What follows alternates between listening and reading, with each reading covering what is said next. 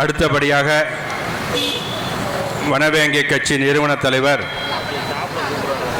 குறவர் பேரவையின் அன்பு சகோதரர் இரணியன் அவர்கள் 2 நிமிடங்கள் பேசுவார்கள். பிராமண சமூகத்தின் மீது அவதூறு பரப்புவதையும் அச்சுறுத்தலுக்கு முற்றுப்புள்ளி வைப்பதற்கு முச்சங்கம் வளர்த்த மதுரையிலே ஒரு வரலாற்று சிறப்பு மிக்க ஒரு உண்ணாவிரத போராட்டம் நடைபெற்று கொண்டிருக்கிறது. இந்த போராட்டத்தை தலைமை தாங்கி வழிநடத்தியிருக்கக்கூடிய அன்பு சகோதரர் ஆரோயர் அண்ணன் தமிழ் திரு அர்ஜுன் சம்பத் அவர்களுக்கும் 4 தினங்களுக்கு முன்பு மதுரையிலிருந்து ஒரு அழைப்பு, அண்ணன் பாசத்துக்குரிய இலக்கணமாக விளங்கக்கூடிய என்னுடைய உடன்பிறவா அண்ணன் திருமாரஞ்சி அவர்களுடைய அழைப்பு வந்தது. தம்பி, இந்த நிகழ்வில் நீங்கள் கண்டிப்பாக பங்கேற்கப்பட வேண்டும், உங்களுடைய குரல் இந்த கூட்டத்தில் ஒலிக்கப்பட வேண்டும் என்று சொல்லியிருந்தார். அதன் அடிப்படையில் இந்த கூட்டம் நடக்குமோ நடக்காதோ என்று ஒரு சில முரண்பாடுகளும் இருந்தது. காரணம், இந்த கூட்டம் நடத்துவதற்கு அனுமதி மறுக்கப்பட்டுள்ளது.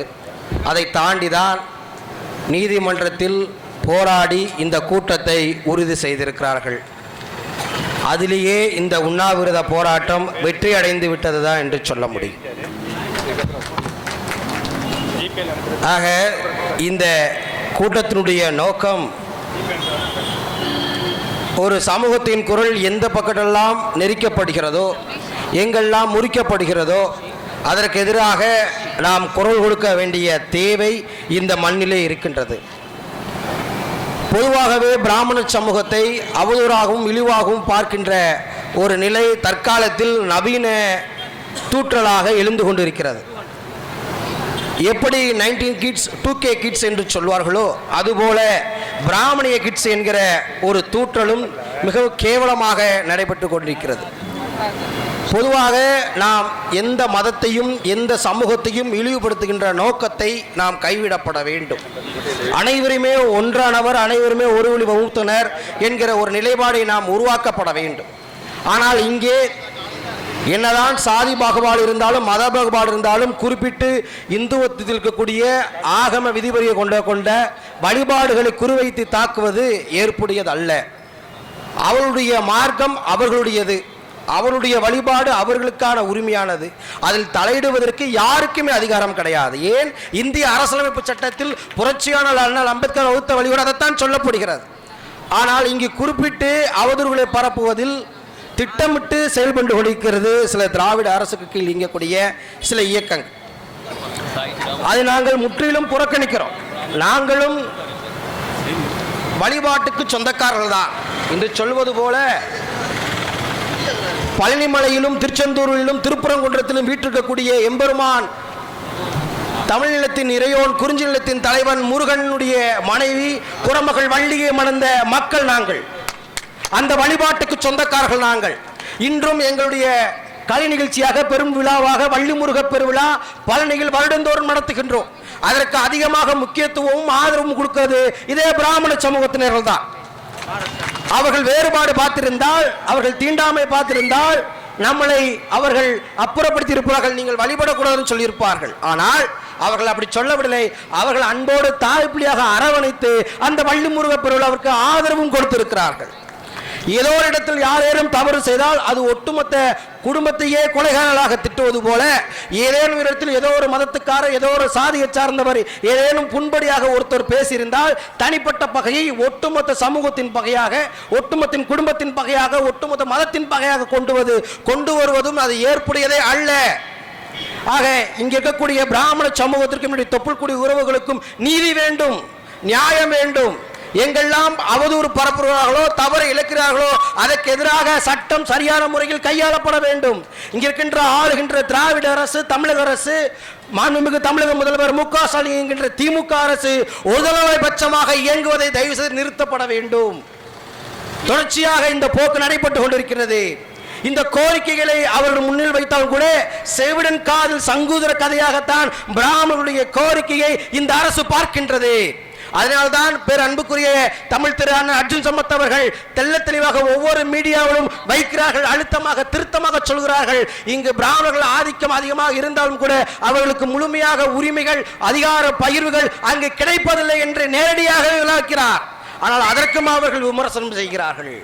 சமூகத்தில் சமுதாயத்தில் அனைத்து கோரிக்கையும் ஏற்பது ஒவ்வொருடைய மரபு, அது வழக்கு. ஆனால் இங்கே முரண்பாக தெரிவது காரணம் என்னவென்றால், இவர்கள் அர்ஜுன் சம்பத்தை எதிர்க்கப்படவில்லை, என்னுடைய ஆற்றல் மிகு அண்ணன் திருமாரஞ்சியை எதிர்க்கப்படவில்லை, அவர்கள் தாங்கியிருக்கக்கூடிய கொள்கையை நோக்கத்தை எதிர்க்கிறார்கள், அவர்கள் வழிகாட்டியை எதிர்க்கிறார்கள். அவர்களுடைய கோரிக்கை என்னவாக இருக்கிறது? பாமர மக்களுக்கும் நீதி வேண்டும், அனைத்து மக்களுக்கும் சமூக நீதியோடு பண்பாக பார்க்கப்பட வேண்டும் என்கிற நிலைதானே இருக்கின்றது. அதை எதிர்த்தால் எந்த விதத்தில் ஏற்புடையது?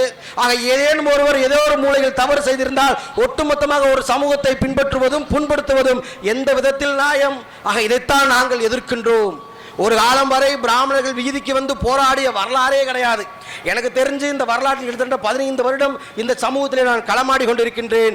பல்வேறு சமூகத்தினுடைய போராட்டங்களுக்கு, பல்வேறு என்னுடைய இஸ்லாமிய தொப்புள்குடி போராட்டங்களுக்கு, கிறிஸ்துவ மக்களுடைய போராட்டங்களுக்கெல்லாம் கலந்து கொண்டிருக்கின்றேன். வரலாற்றிலே ஒரு பெரிய ஒரு புள்ளி, எனக்கு ஒரு அத்தியாயம் என்றால் பிராமணர்களுடைய வரலாற்றினுடைய உண்ணாவிரத போராட்டத்துக்கு நான் கலந்து கொண்டதுதான். காரணம் என்னவென்றால், பிராமணர்கள் இதுவரை வீதிக்கு வந்து போராடிய ஒரு வரலாற்றும் பெரும்பான்மையாக இல்லை. ஆனால் அந்த வழியை, அந்த ஆற்றலை எங்களாலும் போராட்டம் நடத்த முடியும், எங்களாலும் ஜனநாயக வழியில் சமூக நீதியை கொண்டு வருவதற்கு நாங்கள் அச்சுறுத்தல் காட்ட முடியும் என்கிற ஒரு பெரும்பான்மை நிச்சயத்தோடு இங்கே உண்ணாவிரதம் போராட்டத்தை பேர் அன்புக்குரிய சகோதரர் அண்ணன் ஆற்றல் மிகு அண்ணன் திருமாரஞ்சி ஒருங்கிணைப்பிலே அண்ணன் அர்ஜுன் சம்பத்தின் தலைமையிலேயே இங்கே சிறப்பாக நடத்தி கொண்டு இருக்கிறார்கள். அப்படி என்று கேட்டால், இன்னும் எங்களுடைய நீதி, எங்களுடைய பிராமணனுடைய குரல் வெளிச்சத்துக்கு வந்துவிட்டது, நீதி நோக்கி நகர்ந்து கொண்டிருக்கின்றது, எங்களுடைய இலக்கு வெற்றியடைய போகிறது என்பதை பறைசாற்றும் விதமாக இந்த இடத்திலே மதுரை மண்ணிலே ஒலித்திருக்கிறார்கள் என்று கேட்டால் அது மிகையாகாது, மாற்றம் தராது. ஆக அவருடைய கொள்கை கோரிக்கையை நிச்சயமாக வெல்லும். அவர்கள் கிட்டத்தட்ட 11 கோரிக்கையில் உள்ளடக்கிய ஒரு கோரிக்கையை இங்கே வைத்திருக்கிறார்கள். 11 கோரிக்கை மட்டும் இது கோரிக்கை அல்ல, ஒன்றை தொட்டு ஒன்று இன்னும் பல மடங்கு இருக்கின்றது. இன்னும் பிராமணர்களே, இன்னும் ஏழை எளிய பிராமணர்கள் இருக்கிறார்கள், ஏழை எளிய மாணவர்கள் இருக்கிறார்கள், இன்னும் சிறு சிறு பிள்ளைகள் இருக்கிறார்கள். அவர்களுக்கும் காவல்துறை ரீதியாக மட்டுமல்ல, பொதுமக்கள் ரீதியாகவும் அச்சுறுத்தல் ஏற்படுகிறது, எதிர்ப்புகள் ஏற்படுகிறது, சில ரவுடி கும்பல்களால் அட்டூழியங்கள் ஏற்படுகிறது, கொலை மிரட்டலும் ஏற்படுகிறது. ஆனால் அவர்கள் வெளியே சொல்ல தயங்குகிறார்கள். இதற்காக ஒரு அத்தியாயம் அமைப்பு நமக்கு கிடைத்து விடாதா? நம்முடைய குரல்களை பேசுவதற்கு, நம்முடைய குமுறல்களை சொல்வதற்கு ஒரு இயக்கம் அங்கம் வந்து விடாதா? எங்கேயும் நம்முடைய வீதியில் இறங்கி போராடும் நடத்திவிட மாட்டோமா என்கிற ஒரு இயக்கமும் இந்த இயக்கத்துக்கு, இந்த பிராமண சமூகத்திற்கு இருக்கின்றது. அந்த வெளிகாட்டியாக இந்த இயக்கம், இந்த சங்கம் தெளிவாக காட்டி அமைக்கப்பட்டு இருக்கிறது. நாங்களும் போராட்டத்திற்கு தயாராகிவிட்டோம். இனி எங்கள் மேல் அவதூறு பரப்பினார், எங்கள் மேல் மிகப்பெரிய ஒதுக்கீடு முறையிலேயே புறம்பாக பேசினார், எங்களாலும் பேச முடியும், எங்களாலையும் கொடி பிடிக்க முடியும், எங்களாலும் கோட்டையை ஒரு நாள் தகர்க்க முடியும் என்கிற ஒரு நிலையோடு வந்து விட்டார்கள். ஆக இந்த மனநிலை தான் நாங்கள் வரவேற்கிறோம். எங்கெல்லாம் ஒருவன் ஒடுக்கப்படுகிறார்களோ, எங்கெல்லாம் ஒருவன் தகர்க்கப்படுகிறார்களோ, அங்கெல்லாம் எங்களுடைய ஜனநாயக குரல் வனவேங்கியல் கட்சியின் அடிப்படையில் நிச்சயமாக ஒழிக்கும். நிச்சயமாக அவர்கள் தோள் கொடுப்போம். இந்த 11 கோரிக்கை மட்டுமல்ல, இன்னும் எந்தவித ஒரு கோரிக்கை வைத்தாலும் வனவேங்களுடைய பங்கு நிச்சயமாக இருக்கும். வனவேங்களுடைய பங்கு மட்டுமல்ல, இன்னும் கோரிக்கை அழுத்தமாக திருத்தமாக சொல்ல வைக்க கடமைப்பட்டிருக்கின்றேன். பிராமண சமூகத்தில் ஏழை எளிய மாணவர்கள் இன்னும் கல்வி அறிவு பெறாமல் இன்னும் வளராமல் இருக்கிறார்கள். அவர்களுக்கு முக்கியத்துவம் கொடுக்கப்பட வேண்டும், முன்னுரிமை கொடுக்கப்பட வேண்டும். இன்னும் பொருளாதாரத்தில் பின்தங்கிய பிராமண சமூகம் இன்னும் ஏகப்பட்ட பேர் இருக்கிறார்கள். இன்னும் அலையாக அலைந்து கோயில்களிலே வழிபாட்டுக்காரர்களாக, பூசாரிகளாக இன்னும் இருக்கிறார்கள். இன்னும் அவங்களுடைய நிலையெல்லாம் பொருளாதார ரீதியாக உயரப்பட வேண்டும். இதற்கு அரசு செவிசாய் தன்னுடைய கோரிக்கை வென்றெடுக்க முன்வரப்பட வேண்டும் என்பதை இந்த போராட்டத்தின் வாயிலாக நான் வனவேங்கியல் கட்சியின் சார்பாக தமிழக அரசுக்கும் மத்திய அரசுக்கும் கோரிக்கை வைத்து எனக்கு வாய்ப்பு கொடுத்த உறவுக்கு நன்றி கூறி விடைபெறுகிறேன். நன்றி, வணக்கம்.